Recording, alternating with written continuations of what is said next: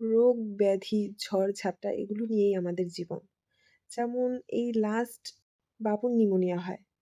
ওর বাবা ওর দাদিকে দিতে বাড়ি গিয়েছিল। তো যাওয়ার পরের দিন রাত্রবেলা বাবুর ঠান্ডা লাগে এবং দেখা যায় অনেক শ্বাসকষ্ট। রাত যত বাড়ে ওর ঠান্ডা লাগা ততই বাড়ে। সন্ধ্যার আগেই আমি একটু সেলাই মেশিনে বসেছিলাম। তো তখন ওর এতটা ঠান্ডা লাগার অবস্থা ছিল না। মানে শ্বাসকষ্টটা ছিল না। রাত যত বাড়ে ওর শ্বাসকষ্টও তত বাড়ে। তো রাত ৪:০০ র দিকে ওর বাবা যেহেতু ফ্রিল্যান্সার, ওর যেহেতু রাত্রে কাজ করতে হয়, রাত ৪:০০ র দিকে আমি ফোন দেই যে, "দেখো ছেলের অনেক শ্বাসকষ্ট হচ্ছে।" ও আর অপেক্ষা না করে সেই রাত্রেই হচ্ছে বাইকে করে চলে আসে। সকাল ৬:০০ র দিকে ও বাসায় পৌঁছে যায়। তারপর বাবুকে নিয়ে ডাক্তার দেখাই অ্যান্ড দেন জানতে পারি যে বাবুর নিউমোনিয়া হয়। তো আ যাই হোক, এ কারণে আমি অনেক মানে যে ভিডিও করব বা সেইভাবে আপলোড দেব সেটাও আমার জন্য সম্ভব হয়ে ওঠেনি। রেগুলার ভিডিও কন্টিনিউ করা।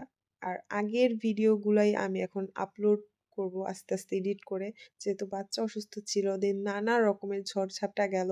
আমাদের এক আত্মীয় মারা যায়, সেখানে গেলাম। তো এই কারণে হয়ে ওঠেনি। এখন আমি হচ্ছে চেষ্টা করব আবার রেগুলার ভিডিও আপলোড দেওয়ার জন্য। আর সবাই আমার বাচ্চার জন্য দোয়া করবেন। যদিও ও এখন সুস্থ হয়ে গেছে আলহামদুলিল্লাহ। ও অনেক ভালো আছে। তাও ওর জন্য আপনারা সবাই দোয়া করবেন। তো ওই যেইদিন ওর আসলে নিউমোনিয়া হয় আমরা জানতে পারি, দেখেন এই কিন্তু মশারির মধ্যে বসেও ও লাফালাফি করছে, খেলাধুলা করছে। তখনও শ্বাসকষ্ট ছিল হালকা, আমরা অতটা করিনি। রাত যত বাড়তে থাকে ও আস্তে, আস্তে শ্বাসকষ্ট নিয়ে আমাদেরকেও আরকি ওই রাতে ঠিকমতো ঘুমাতে দেয়নি। কারণ ওর তো শ্বাস আটকে, আটকে আসছিল। সেইজন্য কান্না করে, করে উঠছিল।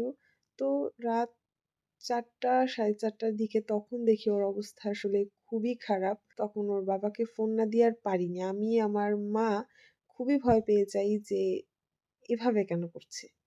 দেন সকালে উঠে তো আল্লাহ রহমত করেছে বেশ সিরিয়াস পর্যায়ে যাওয়ার আগেই হচ্ছে আমরা ডাক্তারের কাছে নিয়ে গিয়েছিলাম। এইজন্য খুব একটা বেশি একটা সমস্যা হয়নি।